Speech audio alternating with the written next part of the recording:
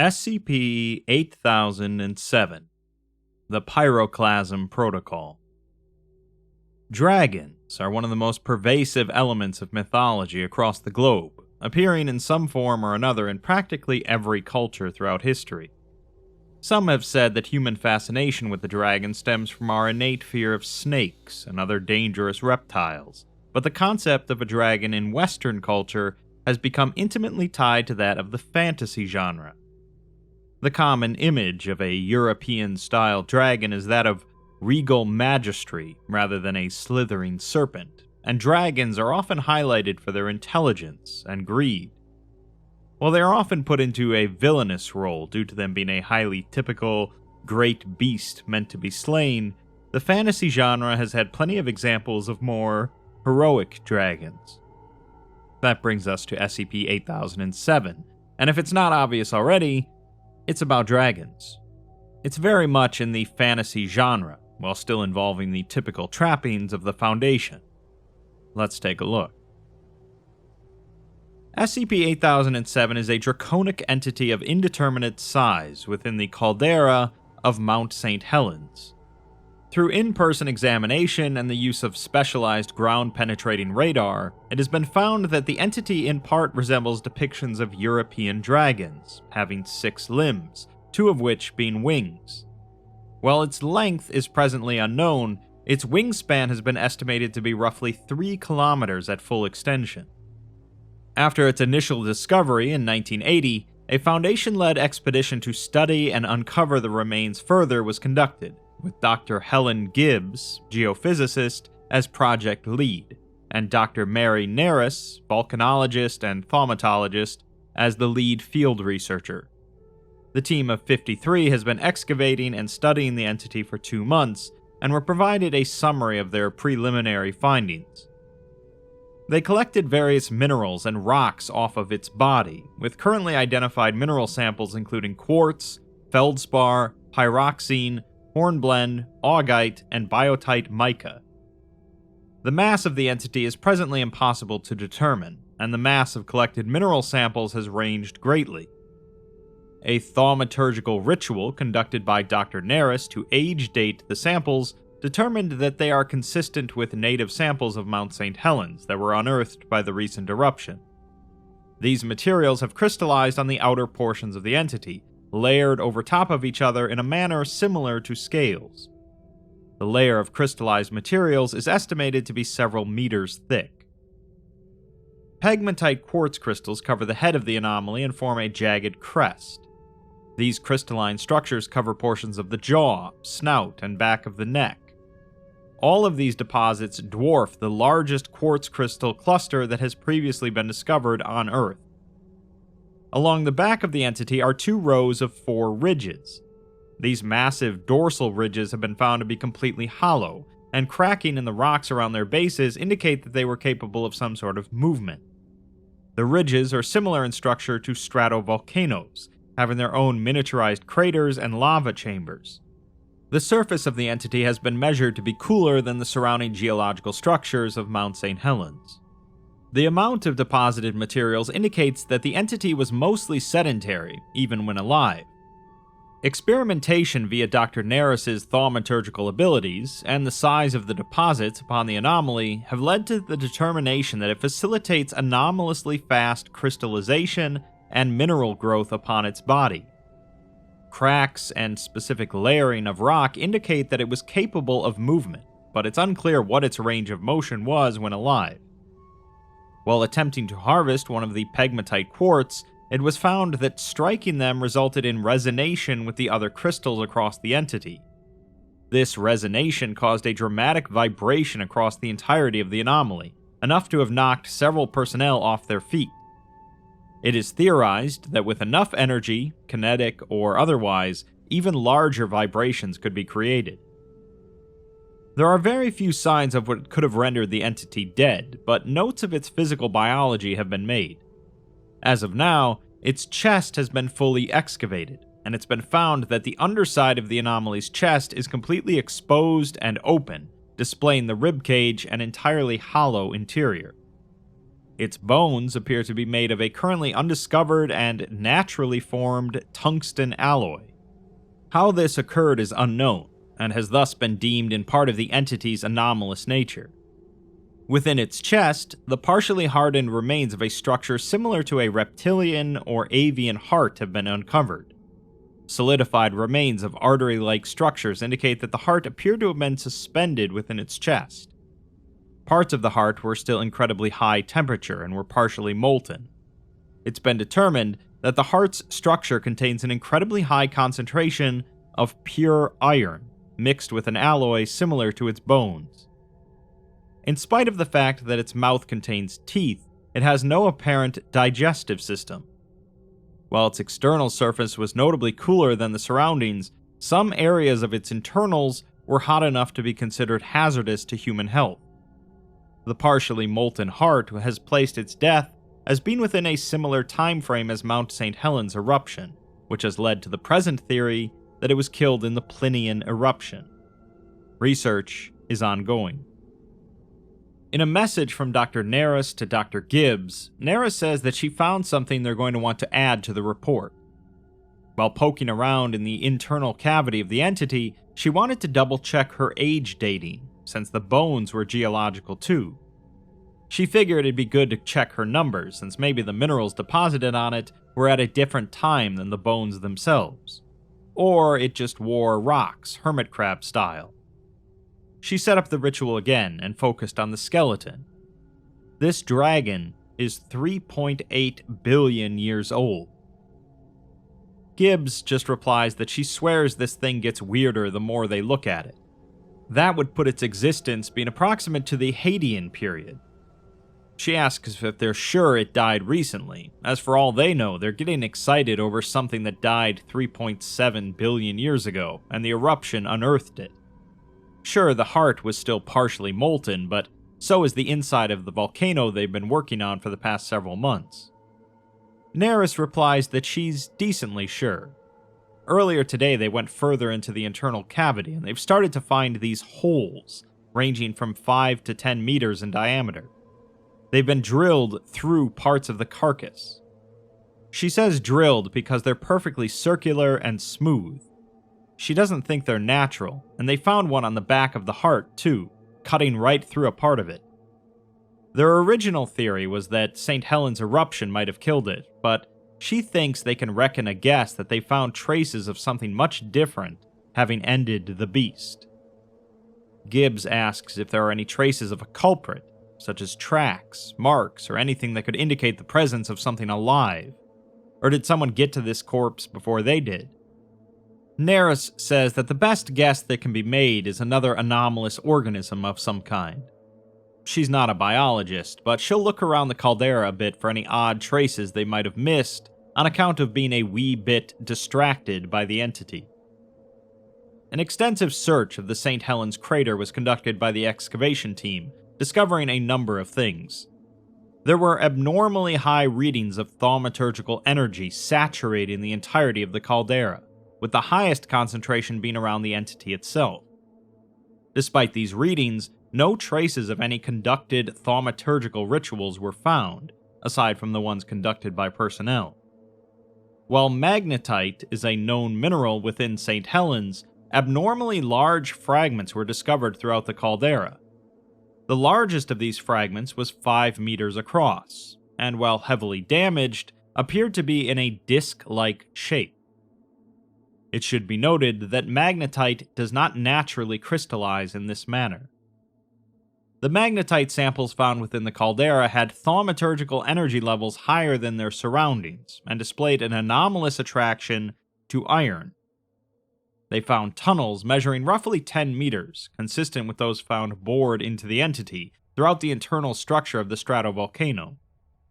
Lastly, the St. Helens lava chamber is completely devoid of magma, with such a phenomenon only having been seen in a singular other case, and the suddenness of this occurrence has been noted as out of the ordinary. Shortly after this discovery, St. Helens was deemed geologically extinct, and it's presently theorized that the entity's death may be related to this occurrence. Gibbs sends a message to Neris telling her that she needs to pack up the site, as she and the team are being transferred to Tolbachik in the Kamchatka Peninsula.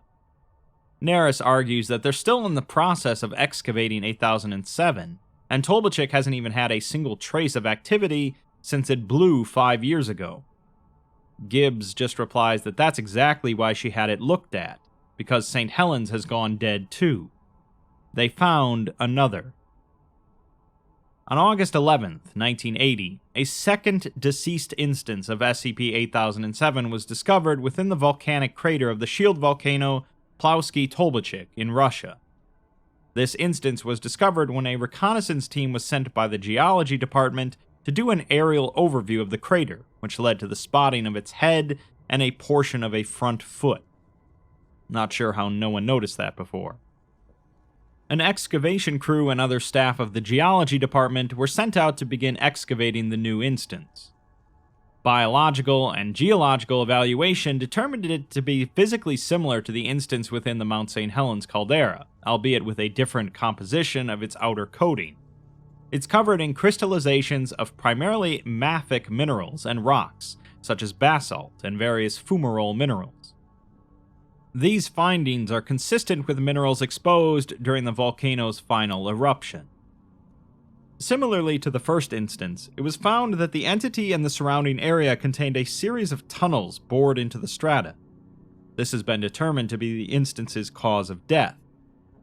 Thaumaturgical energy readings of the area are similarly consistent with the previous discovery.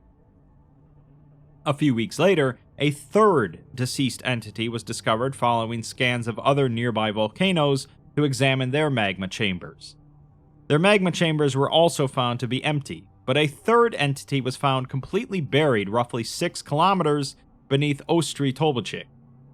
The cause of this one's death is consistent with that of the previous 2 instances, as scans indicate the presence of tunnels that were also found in the other sites.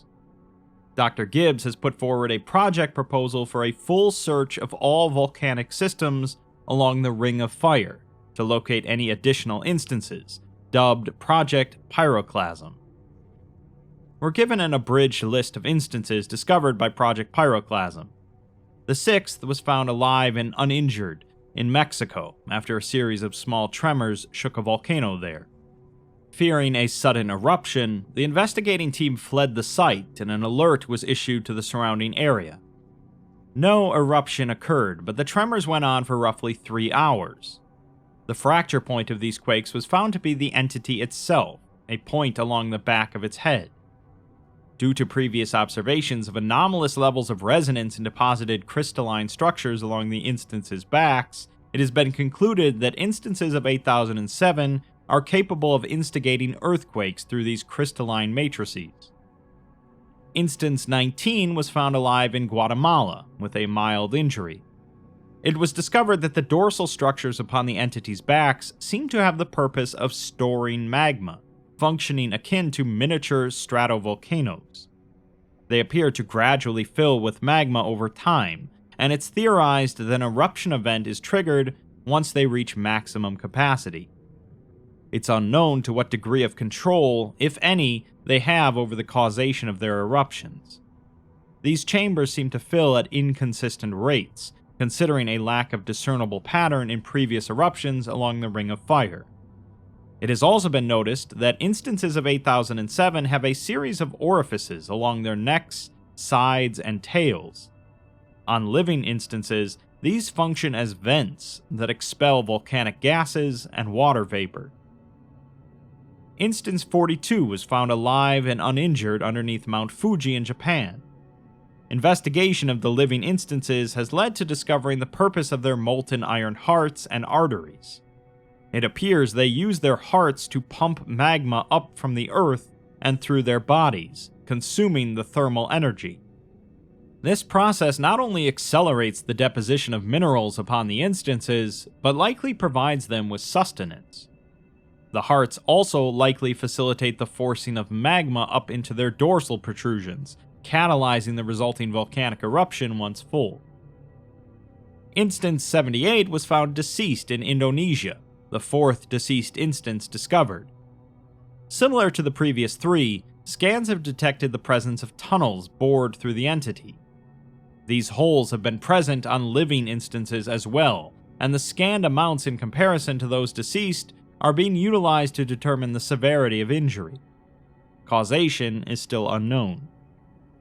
It's noted that all of the deceased instances have partially ascended upwards in comparison to the living ones, indicating that instances have a final surge of action prior to death, despite their seemingly sedentary nature. It's theorized that the eruptions where the deceased instances were found were all the result of them releasing the remainder of their harvested thermal energy. Instance 221 was found alive in New Zealand, although scans of the surrounding volcanic environment indicated odd and unnatural structures in proximity to it. While these structures are currently unreachable, they seem to have been created or carved by the instance. Scans indicate that they resemble pillars, with carvings too small to be accurately picked up by ground-penetrating radar. In light of this discovery, the intelligence level of 8007 is being reconsidered. Instance 443 was found alive, albeit severely injured, underneath Krakatoa in Indonesia. Due to the existence of only one instance within the Krakatoa archipelago, in spite of the previous presence of 4 volcanoes, the discovery of the 443rd instance confirms that singular instances can be responsible for the activity of more than one volcano. Consistent with all previous findings, the volcanic area reflects the size of the instance, and instance 443 is measured to be roughly 15 kilometers in length. It's noted that in comparison to other discovered instances, this is considered small. Throughout Project Pyroclasm, several volcanic structures outside of the geological area of the Ring of Fire were searched to determine if the 8007 phenomenon is unique to the specific geological location or widespread across Earth. Number 447 was the final instance discovered, and is the only 8007 instance not directly on the Ring of Fire, instead lying adjacent to the center of the ring within Mauna Loa in Hawaii. Due to Mauna Loa being the largest active volcano on Earth, and the fact that this instance's location is an outlier, it was deemed a location of interest. Additionally, scans have indicated that this instance is the first truly accessible one, through a series of tunnels within the volcano leading directly to the magma chamber. After this discovery, a small team was dispatched to descend into Mauna Loa's magma chamber, led by Dr. Gibbs, along with Dr. Naris, Dr. Lindsay, geophysicist, and Dr. Weller, field geologist and former MTF captain. Dr. Weller asks if they're going to be okay in there, to which Dr. Lindsay says of course, as they have protective suits and some small stone charms from Site-120 that will make them practically fireproof as long as they're on their person. Dr. Gibbs, functioning remotely as command, tells them to prepare to descend, and Dr. Lindsay leads the way. The 3-person team enters the magma tube and begins walking. Lindsay asks Naris if they think this instance accounts for the eruption of Kilauea as well, to which she says most likely. Dr. Weller asks what do they do if this turns nasty, since the things they have are likely to be a gnat to something like this thing. Naris just says that they run like hell, as there's nothing else they really can do. Lindsay remarks that as long as they don't annoy the several kilometer-long dragon, they'll be fine. Besides, they don't even seem to move much. Weller replies that they don't know that for sure, but Naris says that over the past 5 years, they've observed them spending the majority of the time just dormant and pumping lava through themselves. They probably only awaken for eruptions or if hurt, and she hopes that it's awake so they can see something that huge in motion. Weller isn't too convinced, but he comments on how wonderful the rock here is, as his department has been having a field day with the excavation of the deceased instances. Naris says that she's not entirely in favor of mining the corpses, as some folks have suggested, but these dragons and how fast they gain deposits could revolutionize their methods of study. Dr. Weller says that their main concern should lie in what's killing them at the moment, and asks if they think this one will be injured as well. Dr. Lindsay says that the scan suggested some light injury, and she pulls out a metallic object about the size of a baseball. It's an orb of neodymium, as they think that whatever has been hurting the dragons keeps leaving bits of magnetite. If there's any traces, they'll find them. The team descends deeper into Mauna Loa, and the temperature of the surrounding air begins to sharply increase. After approximately 50 minutes of downward travel, Dr. Neris expresses pain, stating that the thaumaturgical energy levels must have skyrocketed. The place is positively drenched in them, giving her a headache and a half. Dr. Weller takes that to mean that they're getting close, and the team keeps moving. It takes them over an hour to reach their destination, and the temperature in the air reaches roughly 1,000 degrees Celsius, but their protective gear remains intact. They enter into a massive chamber, about 250 meters above a pit of magma. It extends for several hundred meters before a wall of mafic rock intersects it. Dr. Lindsay looks around and gasps, noting the presence of pillars carved into the wall, many meters thick and rising upwards. They are of the same basalt as the cavern, with twisting and winding patterning across them. The cavern is too dark to see that far up the wall. Dr. Neris, meanwhile, turns her attention to what lies beyond, noting that this should be an open chamber. Dr. Lindsay says that she thinks it is, and all members of the team cover their eyes as a bright orange light suddenly appears, far brighter than the magma. Its source is a singular eye, with estimates putting it at 53 meters in diameter. 8007-447 shifts its head to face the group, and now the full extent of the cavern can be seen.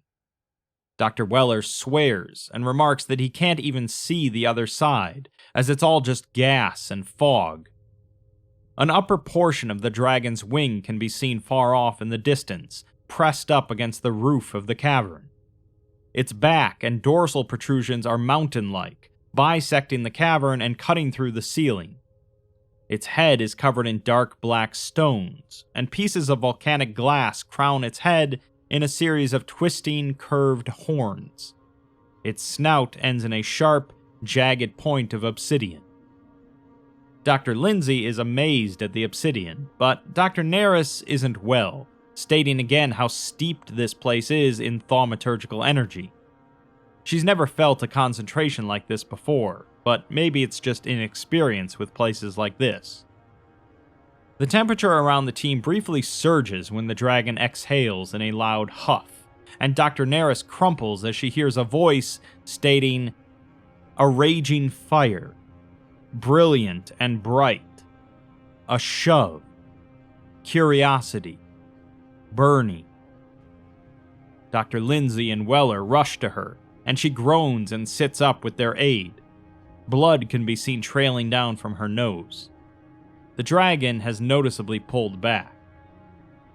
Neris swears and wheezes for approximately 30 seconds. She remarks that she thinks it tried to communicate with her, with images and feelings, not words. It was strong, though, and loud, and she hears it again, saying, "A female songbird raises her head and sings. It is low, somber." Neris stares back up at the dragon, furrowing her brow as Lindsay helps her back to her feet. The team is glad to hear that the entities are sentient, and Neris asks Gibbs for permission to continue communication, which is granted. Neris believes that its communication is limited to thaumaturgy, which makes sense due to scans indicating that they're the source of the high amounts of thaumaturgical energy. Neris asks it what it is, and it lets out a low, vibrating rumble as she hears it say, "Magma, a cavern far below, fire, bubbling heat." She mutters that it's going to be difficult to parse this. She surmises that they are those below the flames. Lindsay asks it if it has a name, and it responds with, "A mountain being hounded by waves, but it doesn't shake nor crumble. A mother dragon protects her hatchling, surrounded by a blazing forest that burns despite the rain. Neris ponders on this for a moment before surmising that she thinks she's called Standing Ceaseless, Protection of Everlasting Fire, which sounds like something out of Spirit Island if I can make my nerd reference of the day. The rest of the team introduces themselves as the dragon bobs her head, seemingly in return for their greetings. Lindsay then notices something on the wall behind them and tells the others to take a look. They see now that the wall behind them is covered in massive, intricate carvings. Directly above the tunnel's entrance is the carving of 3 massive dragons, resembling SCP-8007 instances. They sit upon sharp rocks and flowing lines that appear to indicate lava and fire. The middle one has horns similar to everlasting fire, and above them are carvings of smaller instances, flying through smoky air. Neris asks Everlasting Fire if it carved them, to which it says, "Claws scraping stone. A black dragon with twisted horns, far smaller, sits in a massive cavern. Her molten claw burns shapes into the walls. Spiraling black horns crown her head." Neris compliments it on its handiwork, as Gibbs asks if she can determine its meaning. Lindsay points out that there's more on another wall, showing a massive creature, almost scribbly carved, with many limbs and teeth, burning a massive fire. The entity is shown destroying mountains and attacking the dragons, as the dragons breathe fire at this mass of teeth and claws, while others drop mountains on it. The massive entity is buried beneath the earth, with smoke and fire rising. Several dragons stand in a circle, with the one resembling everlasting fire seeming to lead them. The next carving shows several dragons going underground, and the entity is seen with its claws reaching upwards, still buried. The fire that surrounds it is carved connecting to the dragons. The fire around the entity weakens, and its eyes close. Everlasting Fire growls as the team discusses the carvings, making all of them jump. It says, "Clawing, screeching, earthquakes, volcanoes erupt, dragons crushed under rock and lava. A creature of indistinct form, cloaked in fire, destroying all in its path." Neris grimaces deeply and shivers despite the heat. She notes that the dragons look tiny in the carvings compared to the entity, while Lindsay remarks that the environment depicted in the carvings makes the Earth look molten. Weller says that if they're talking about the Hadean period, they don't even have geological records of that time frame. Since that lines up with the dating of the bones, that makes them billions of years old. Neris asks Gibbs to run a scan on the tectonic plates, thermal readings for the Pacific tectonic plate and the Ring of Fire, aiming deep. Gibbs replies that that's a massive region to analyze, so Neris tells her to pull from the seismic stations along the coast to triangulate the data. The team discusses the fact that this is almost certainly related to the fact that they've been finding injured and dead dragons, and the one leading them all looks to be Everlasting Fire. The dragon speaks again, stating, "Raging fire, rock and molten earth oozing over dark stone, the ground trembling, claws tearing through the dirt, far, far below, wings, a shield, protect, protect, protect, a mountain being pounded by waves of molten lava." Neris says that the dragons did all this to protect, but Lindsay asks why, as it seems like whatever they buried has stayed that way for a long time. The dragon growls and says, "Inferno, pressure forcing up, choking, cracking, beating hearts of fire, magma drawn up from deep below, drain, drain, weaken, fire fades, pressure releases." Neris wheezes and leans against the wall, squeezing her eyes shut. She thinks that the dragons are the reason that thing is still down there, like they're draining it. All the seismic and volcanic activity comes from the dragons eating that thing's energy, and now they're dying. The team sits in silence for a few minutes, until Gibbs tells them that they found the biggest concentration of thermal energy and pressure she's seen in her life, right below the tectonic plate. There's something underneath. If their projections are correct, this thing is spread out underneath the entire Pacific Ocean, right in the mantle. She ran the same check on a dataset from about 2 decades ago, and while there's still clearly something there, the pressure buildup is nowhere near as bad. Neris turns to the dragon and asks if it's been hurt, if it knows what's even causing this. There's another series of tremors, and the dragon makes a low sound, a mix between a growl and a whine. Then it roars, a crackling sound like an avalanche. When it rears back, a hole dripping molten magma can be seen on a lower portion of its neck. It states, "Holes torn through scales. Magma runs like blood. Heartache. Vultures tear at a lizard's corpse. A hawk wasp's larva devours the paralyzed tarantula." Neris yells and clutches her head as the tremors begin to increase in intensity. They yell to each other, and Lindsay's eyes widen as she pulls the neodymium magnet out of her bag. Part of the rock wall a few meters from the group starts to crumble, and the dragon screeches like metal on metal. It states, "A wolf howls warning," and Neris yells for the others to get down. A portion of wall crumbles before exploding outwards.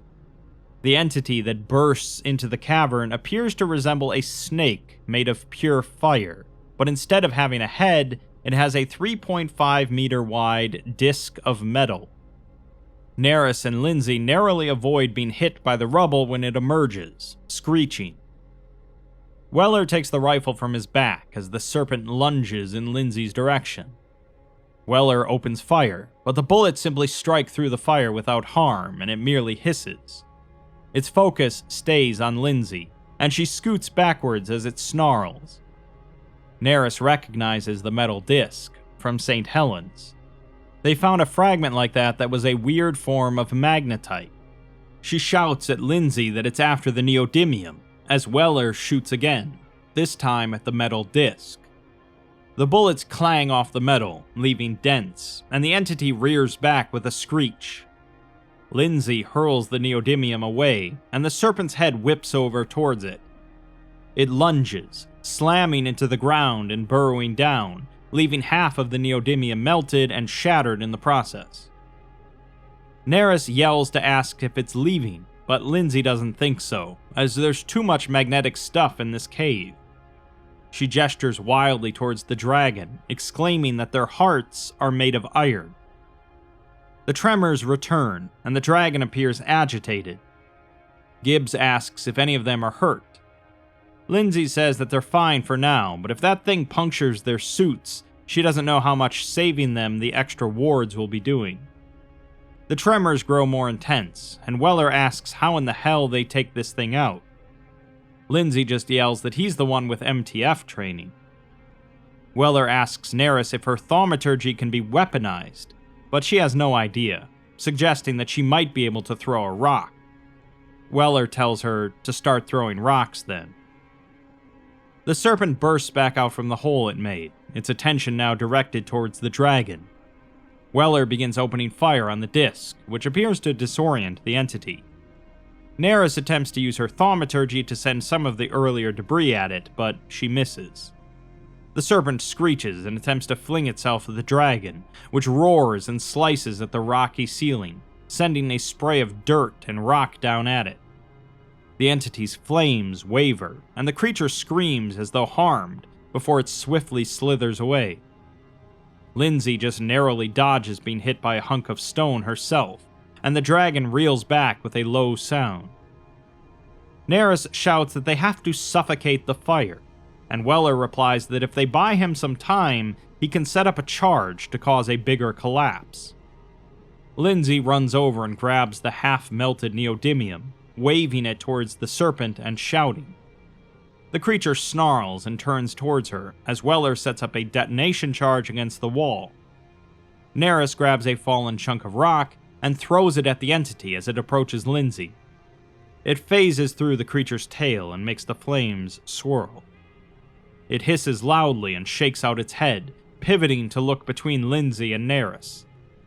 Weller finishes and shouts for them to get it over towards the wall.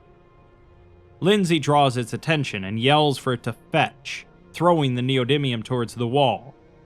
It hisses and lunges towards it as Weller detonates the charge, sending a series of cracks up the wall before a myriad of rubble comes down on top of the serpent. It screeches, a sound like crackling fire, as rocks and dust pour onto it. Its fires weaken as more falls and the wall partially collapses, and its metal disc clatters to the ground. There is a pause of silence as they catch their breath, and Weller states that he's honestly surprised that worked. That thing burrowed all the way here from somewhere, so he wouldn't have thought it would be so fragile. Neris believes that the disc functioned like a shield, allowing it to burrow. She and Lindsay approach it, with Lindsay noting that it's definitely magnetite, and she tells Weller to tap it with his rifle. The muzzle sticks to the disc, resisting being pulled away. This is what's been killing the dragons, and judging by how many injured and dead there are probably a whole lot of these serpents. Neris notes that this thing must have been some sort of elemental construct, with the disc being the anchor. The dragon makes a low rumbling sound and says, clawing, teeth, burning fire below, a mother spider crawling with her offspring, metal discs carved with 1,000 wicked claws, scorched earth, coyotes circle a crying baby. Neris interprets to the others that it seems that the entity that the dragons imprison below the earth is responsible. It's retaliating against its captors, quite effectively, as these things are too small for the dragons to properly deal with. Neris states that they have to help the dragons, and Gibbs asks what exactly she's suggesting.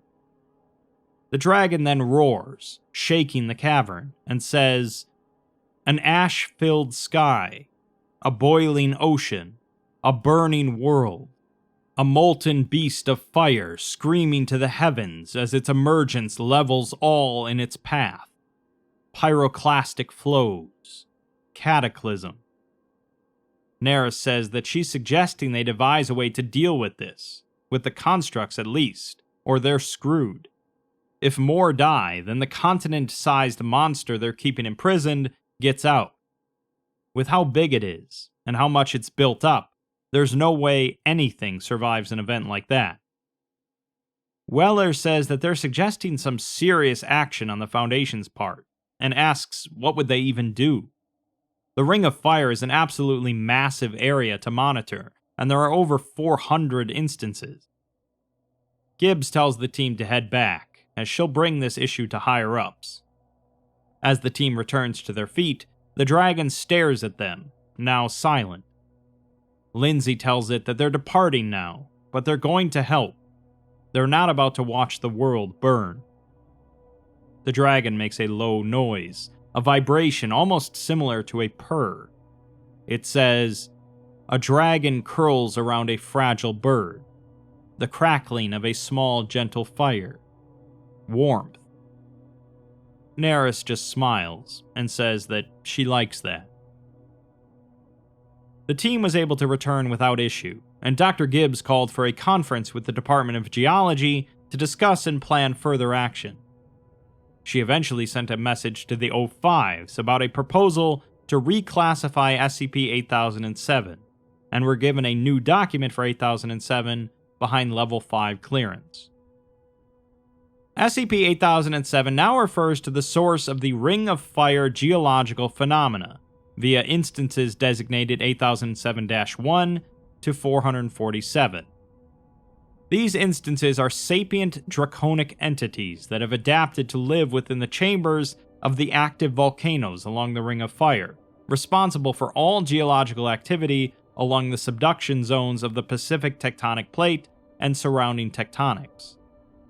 They feed off of a newly discovered anomalous generation of intense thermal energy that is being produced underneath the Pacific tectonic plate, believed to be created by a secondary entity.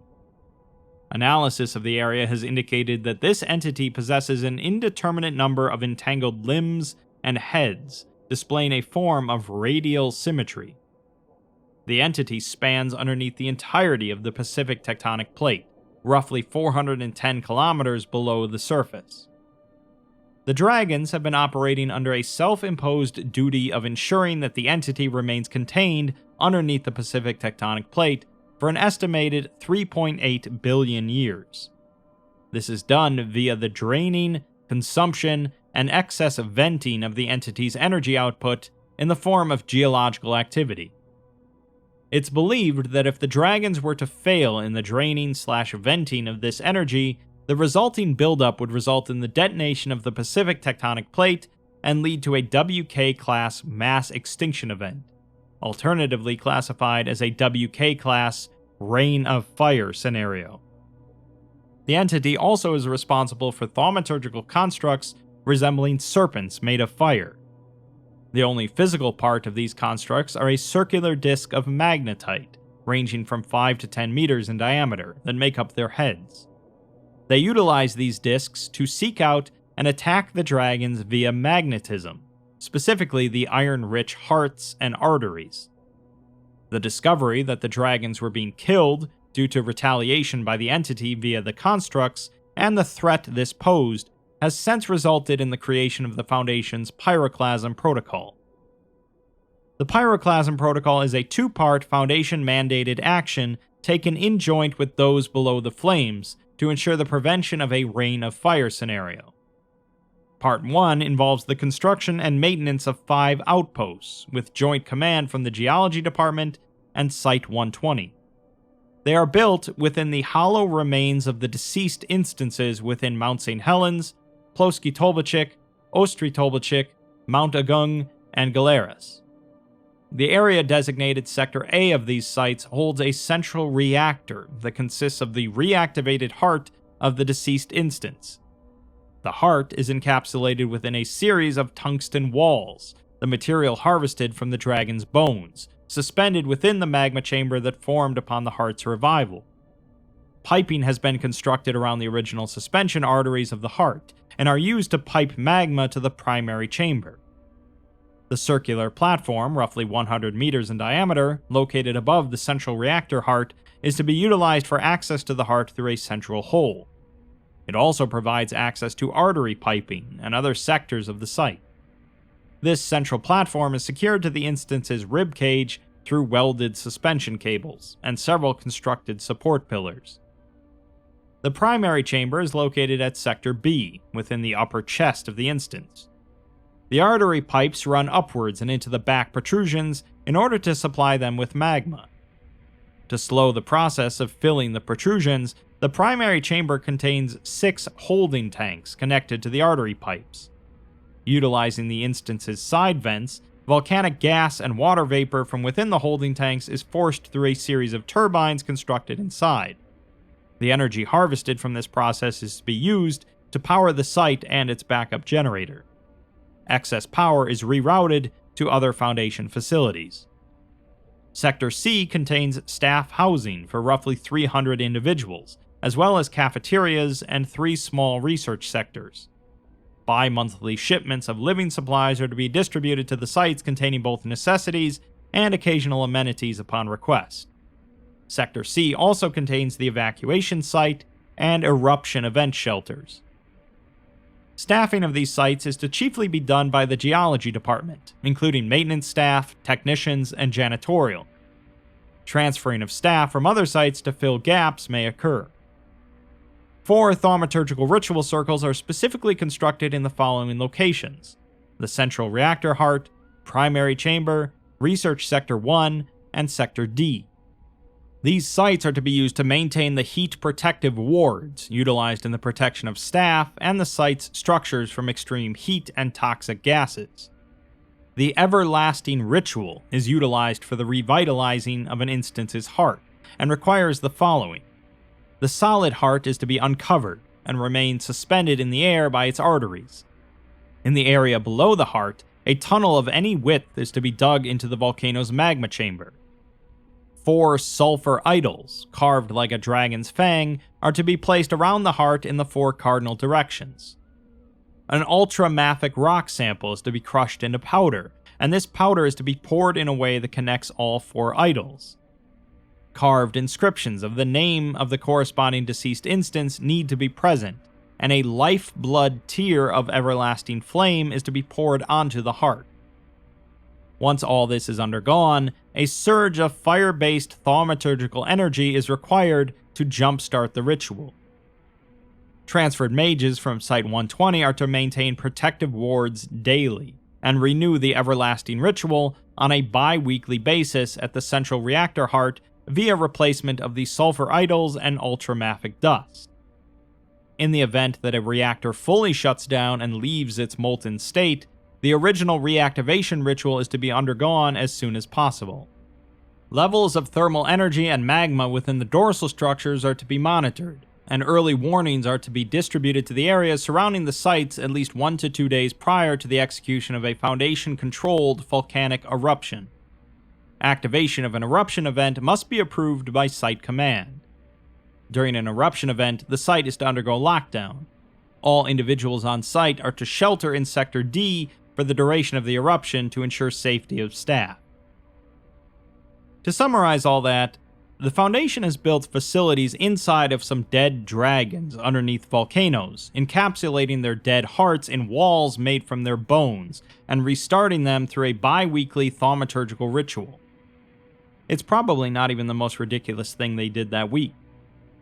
Additionally, a series of small-scale unmanned outposts have been constructed along locations in the Ring of Fire, utilizing a highly compressed and concentrated iron core buried just below them.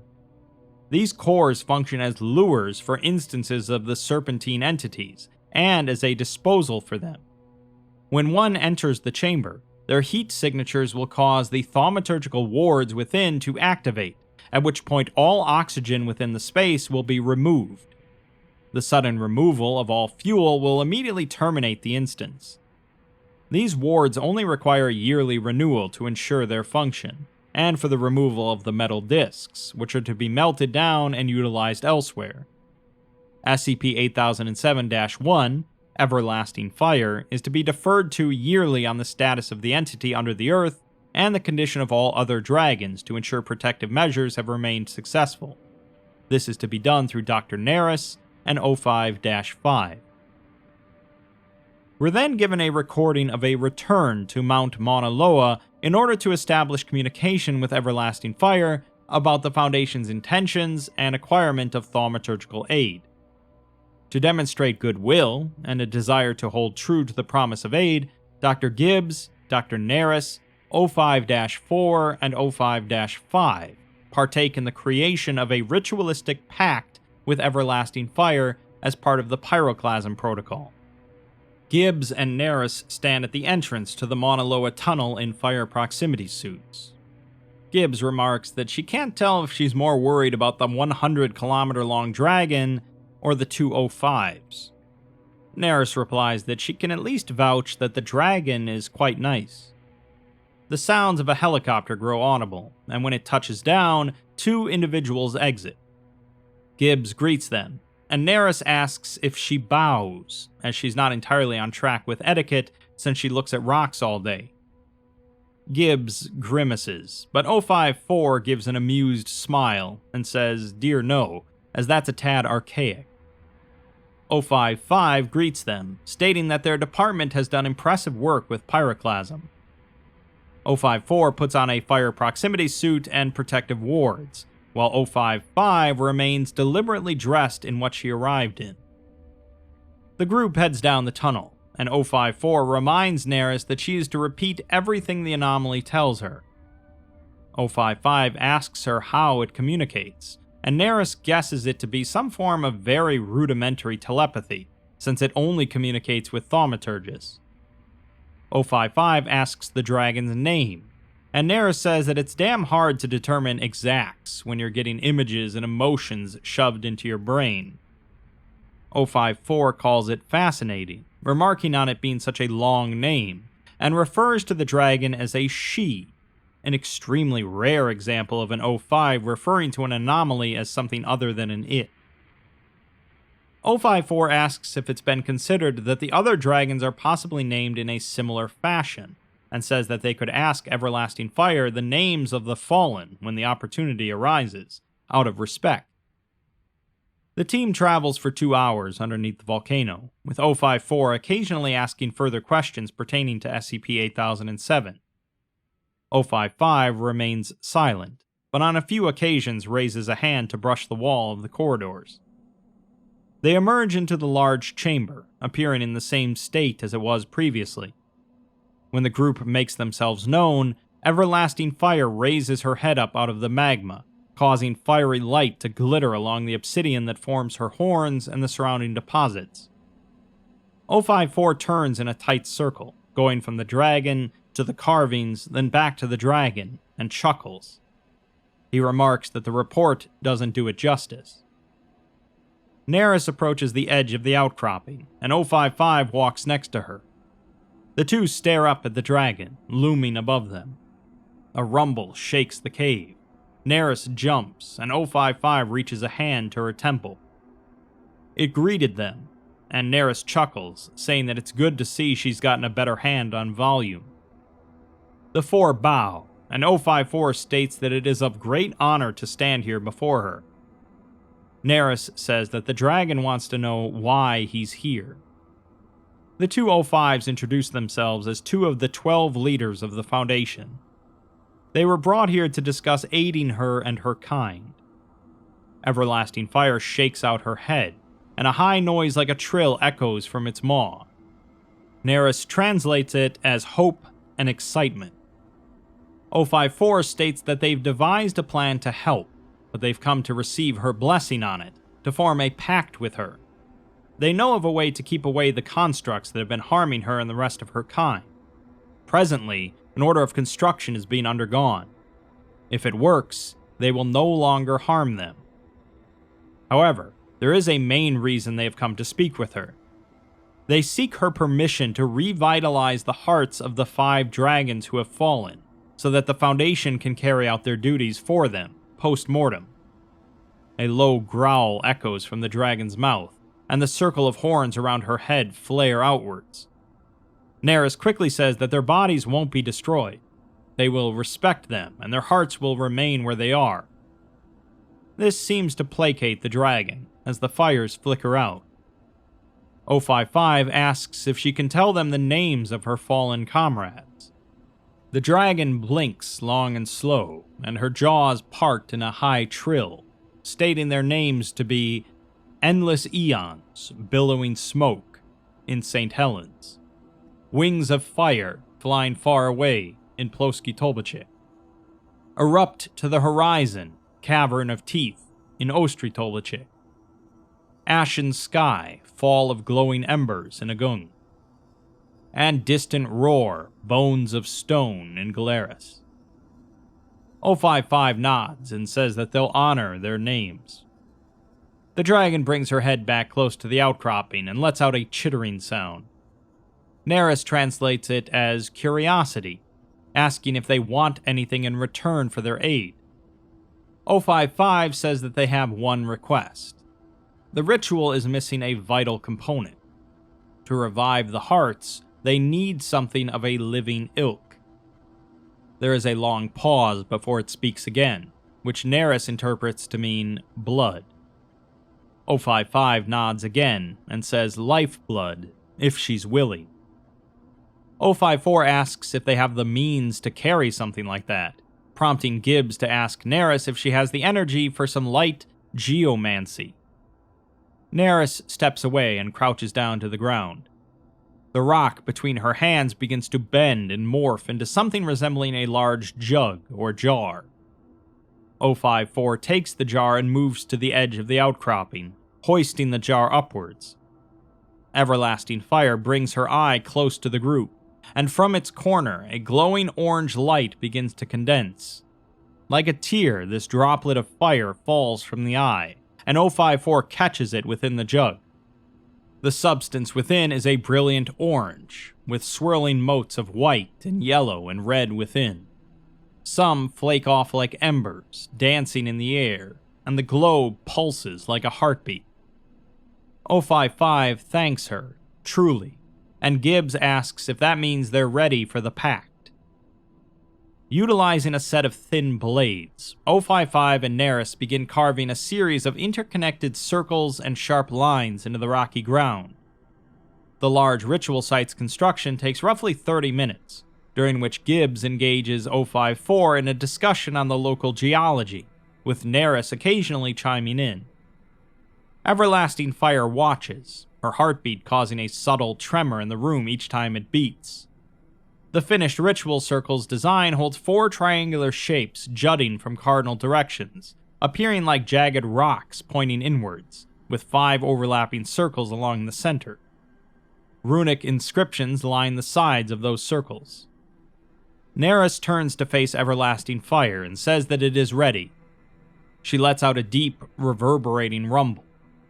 Neris interprets it as a loved one's warmth, the entity underneath the earth, a dragon with wings spread and a smaller one behind it. 055 chuckles faintly and believes it to mean secure, contain, and protect. The dragon rumbles again, and the very tip of the obsidian horn at the end of her snout pierces the rock at the center of the ritual circle. 055 gestures for the others to come closer, and all 4 kneel down, placing a hand on each of the carved triangles. 055's eyes light with a fiery glow, and orange light from her fingers begins to leak and flow into the sigils, curling up the arms of the others in swirls and dancing patterns across the dragon's snout. The dragon rumbles, a sound that vibrates the very stone that surrounds them all, and the massive carvings and pillars begin to light up and pulse with a similar glow. The dragons carved on the walls almost seem to move with the way that the shadows and firelight dances. At a small signal given by 055, all 4 individuals stand, and each extend their right hand outwards. There is a moment of silence as they close their eyes. The dragon breaks the silence with a low purr, and she gently moves her head so that the hands make contact with her snout. The sigils below them burn brighter, pulsing once and then twice. At the ritual's completion, the dragon raises her head back and away. The glowing marks on 055's arm remains, along with the marks on the other 3 and the dragon. 055 states that the pact has been sealed. The Foundation shall maintain their part in aiding in the dragon's ancient duty for as long as they stand. She shall not stand ceaseless alone. The dragon rumbles, low and deep and long, and her massive back spines grind against each other. Neris laughs and says that this is what pride and joy feels like. 055 smiles and adds in hope. The dragon's jaw parts, and she lets out a roar. It sounds like an explosion, and it shakes the cavern. In the distance, the foggy form of one of her front limbs emerges from the magma and grips the wall. The dragon suddenly surges upwards, ascending at a startling speed. The whole cavern begins to shake, along with Mauna Loa. 055's eyes widen, and she yells for the others to get close. She quickly performs a teleportation spell, removing all 4 of them from the cavern. The surface location they reappear at is roughly a kilometer away from their initial entry point. Everlasting Fire bursts from the crater of Mauna Loa and raises her head to the sky. She is silhouetted by billowing smoke and crackling volcanic lightning, the fire from her jaws and chest creating a glowing halo around her form. Later reports of her roar, the sound of the eruption, would be heard almost halfway around the globe. and the Ring of Fire roars back. So, to recap, billions of years ago, there were a bunch of dragons flying around and living their lives. Then some horrible fire monster showed up and ruined their day, so they fought back and imprisoned it deep underneath the surface. Since it wasn't dead, it continued to generate massive amounts of thermal energy, which would build up enough pressure eventually to basically destroy the world, or at least all life on it. The dragons gathered around in a massive circle above where this entity resided, and built up large accumulations of minerals around them, forming volcanoes. They all sat there for billions of years, sucking up this thermal energy and occasionally releasing it in the form of eruptions in order to prevent the massive explosion. Unfortunately, the entity has finally grown wise to this, and started sending out elemental constructs armed with big metal detectors to head up, find the iron hearts of the dragons, and bore holes through them until they die. With multiple dragons now dead or injured, the entity was on a path towards release. Fortunately, this happened to occur during a brief time when humans were on the planet and were able to do something like make advanced facilities inside of dragon corpses and perform complex thaumaturgical rituals to reanimate the dragon hearts. This allows the Foundation to replicate the process the dragons use, re-establishing the Ring of Fire protection zone and preventing a Rain of Fire scenario. No bald Matthew McConaughey's with an axe for us. It's definitely a very fantastical, feel-good story, and doesn't really ever try to hide that fact. There's no grim, dour 05s that tell others the unfortunate truth. There's no cold, calculating Foundation. There's no sad ending for the dragons. At the same time, I can't really say the actions here are entirely out of character for the Foundation, aside from perhaps some somewhat uncommon behavior for a couple of 05s. The Foundation is not above using anomalies to help contain other anomalies, hence the whole Thaumiel object class. And aside from the ending where Everlasting Fire briefly popped out, the dragons are pretty content to just sit there and avoid the public eye. It's just kind of a rare SCP article where things just sort of work out for everyone involved. Except for the ancient entity imprisoned beneath the earth, I suppose. Sure, it's not going to be everyone's cup of tea, but dragons are cool. Volcanoes are cool, and volcanic dragons are really cool.